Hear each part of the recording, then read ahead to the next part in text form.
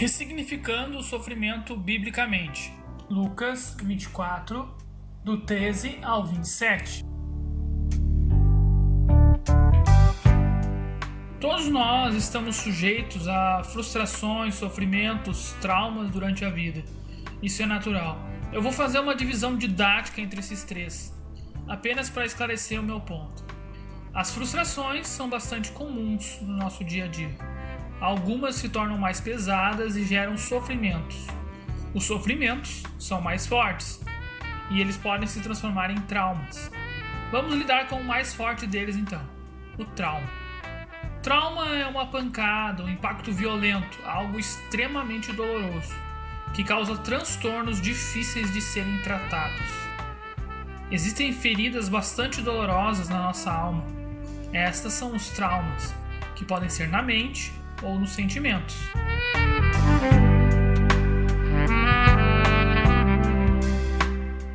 O trauma é forte e pode perdurar por anos, por uma vida toda, interferindo desastrosamente até nos relacionamentos.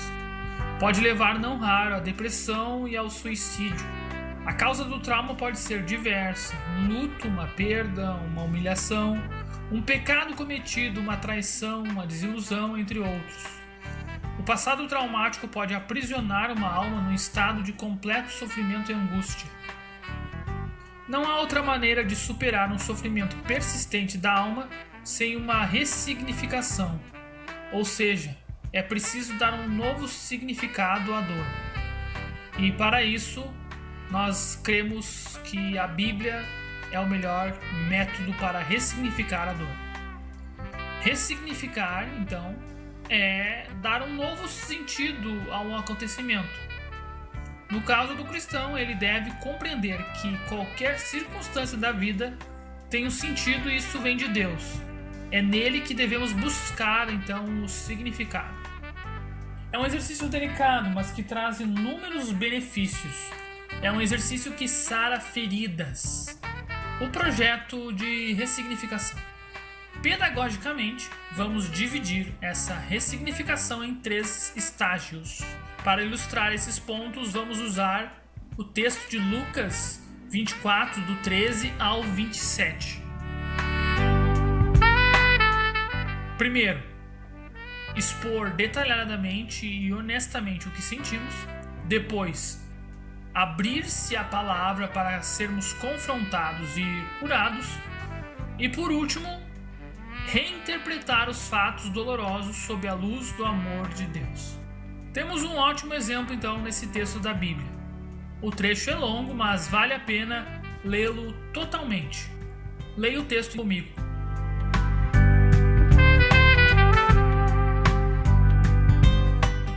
Eis que no mesmo dia iam 2 deles para uma aldeia que distava de Jerusalém 60 estádios, cujo nome era Emaús. E iam falando entre si de tudo aquilo que havia sucedido. E aconteceu que, indo eles, falando entre si e fazendo perguntas um ao outro, o mesmo Jesus se aproximou e ia com eles. Mas os olhos deles estavam como que fechados para não o conhecerem. E ele lhes disse: Que palavras são essas que caminhando trocais entre vós? E por que estáis tristes? E respondendo um, cujo nome era Cleopas, disse-lhe: És tu só um peregrino em Jerusalém e não sabes as coisas que nela têm sucedido nesses dias? E ele lhes perguntou: Quais?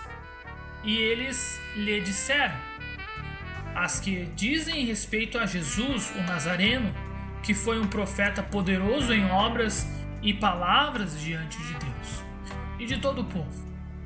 E como os principais dos sacerdotes e os nossos príncipes o entregaram à condenação de morte e o crucificaram.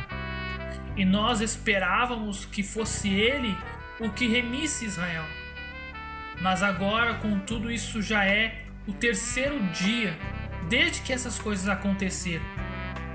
É verdade também que algumas mulheres dentre nós nos maravilharam, as quais de madrugada foram ao sepulcro, e não achando o seu corpo, voltaram dizendo que também tinham visto anjos, que diziam que ele vive.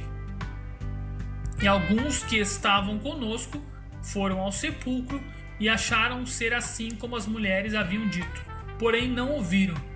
E ele lhes disse: ó nécios e tardos de coração para crer em tudo o que os profetas disseram. Porventura não convinha que o Cristo padecesse essas coisas e entrasse na sua glória? E começando por Moisés e por todos os profetas, explicava-lhes o que dele se achava em todas as Escrituras.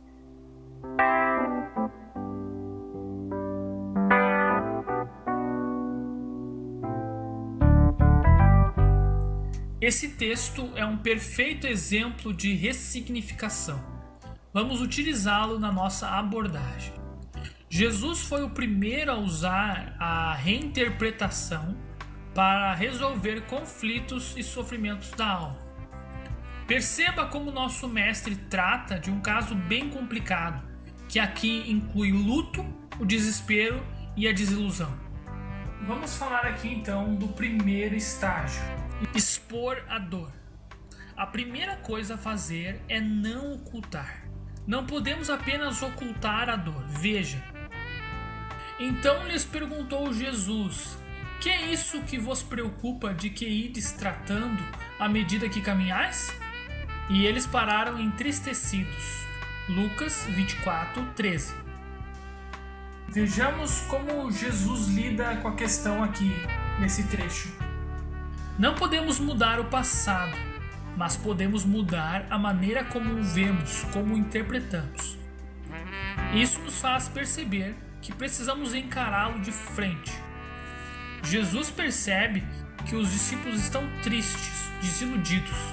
Então, com sabedoria e tato, faz com que eles falem sobre a situação que os aflige. Segue-se então o seu tratamento. Alguns de nós querem afastar a lembrança da dor, esquecer, empurrar para baixo do tapete. Isso não é nada bom. A dor não some, ela reaparece de diversas e destrutivas formas na nossa mente. Pode aparecer no corpo também, na forma de doenças. Fugir da dor não vai fazê-la desaparecer, e escondê-la não lhe diminui a intensidade. É importante lidar de uma vez por todas com o sofrimento reprimido. Temos que expor detalhada e honestamente o que sentimos. E lhes perguntou: quais? E explicaram. O que aconteceu a Jesus o Nazareno, que era varão profeta, poderoso em obras e palavras, diante de Deus e diante de todo o povo. E como os principais sacerdotes e as nossas autoridades o entregaram para ser condenado à morte e o crucificaram. Ora, nós esperávamos que fosse ele que havia de redimir a Israel. Mas depois de tudo isso, já é o terceiro dia desde que tais coisas sucederem. Lucas 24, do 19 ao 21. Jesus tocou na ferida. Ele queria mais detalhes do sofrimento pelo qual os discípulos passavam. Um exame honesto precisa de informações precisas e detalhadas da nossa consciência. Para expor com clareza o motivo da dor, é preciso olhar de novo, com interesse, para ver as sutilezas das emoções envolvidas. Se apenas citarmos de relance o que aconteceu, se não expusermos claramente nossas expectativas frustradas, nossos medos, nossas falhas, nossas culpas, ansiedades, dúvidas, enfim, todo tipo de angústia, não haverá tratamento para nos ajudar. Se não formos visceralmente honestos em nossa avaliação do passado, é impossível tratar do problema. Pelo contrário, é bem capaz de criarmos ainda outros. Abrir-se à palavra. É preciso abrir-se à palavra de Deus para sermos confrontados e curados. Esse é o ponto 2. Então lhes disse Jesus: ó nécios e tardos de coração para crer tudo o que os profetas disseram. Porventura não convinha que o Cristo padecesse e entrasse na sua glória? E começando por Moisés, discorrendo por todos os profetas, expunha-lhes o que a seu respeito constava em todas as Escrituras. Lucas, capítulo 24, versículo 25 ao 27. Se ficarmos com medo de uma possível correção ou juízo de valor sobre os nossos atos, não poderemos ser restaurados. Jesus foi duro e incisivo com a incredulidade deles. O pecado deve ser confrontado, por mais difícil e vergonhoso que seja. As fraquezas precisam ser encaradas francamente. Diga o nome do pecado que causou o trauma. Diga o nome do sofrimento. Diga o nome da angústia que você está passando. Diga. Não esconda, não diminua. A palavra vai reabrir a ferida que está infeccionada, vai limpar e vai curar. Mas o processo é doloroso. Por exemplo, se você perdeu um amigo e murmurou contra o Senhor, confesse, peça perdão. Não adianta dizer apenas, Deus perdoa nosso momento de dor. Claro que isso é verdade, mas não deve ser assim o modo com que lidamos com isso. Devemos nos achegar ao Senhor com humildade e solicitarmos o perdão, reconhecendo a falha da murmuração. Neste caso, se você foi ferido e magoado por alguém, se isso te causa dor hoje, é preciso confessar também que sua falha e fraqueza foi não perdoar o ofensor. Então pedir ajuda a Deus para que isso lhe seja perdoado. Não deixe a mágoa envenenar sua vida. Trate-a. Terceiro ponto. Reinterpretação amorosa. Reinterpretar os fatos à luz do amor de Deus. Esse é o ponto crucial do tratamento bíblico. Aqui, a graça restauradora atinge o clímax da transformação. Esse é o ponto em que reinterpretamos os fatos à luz do amor de Deus e entendemos que tudo o que o Senhor faz é para o bem dos seus filhos. Ele nos ama e sempre fará tudo cooperar para a nossa edificação espiritual. Isso ajuda a lidarmos com situações difíceis e complexas. Muitos sofrimentos nos advêm como correção por direções erradas que tomamos na jornada. Deus, pelo seu infinito amor, quer o nosso melhor. Quer nos ensinar algo com o sofrimento, sempre. 2 textos são essenciais para lidarmos com isso.